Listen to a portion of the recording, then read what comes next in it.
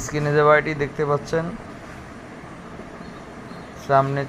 সামনে 4টি বারান্দা রিলিং, পিছনে 2টি রিলিং, সামনে একটা বেলকনি। এই বারান্দাগুলো করা হয়েছে আপনার হাফ এক বক্স, এক এক বক্সের খুঁটি, হাফ এক বক্সের টানা।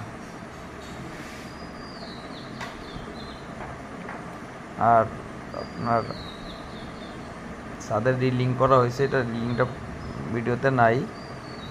উপরে ছাদে একটা সিঁড়ি করা আছে, আর ডুপ্লেক্স সিঁড়িটা এই ভিতরে। এটার যদি এগুলো স্টিল টেকের মাল দিয়ে করা, 480 টাকা রেডে কাজটা করা। যে বারান্দাগুলো দেখছেন এগুলো 520 টাকা করে করা। এটা 1.5 mm মাল।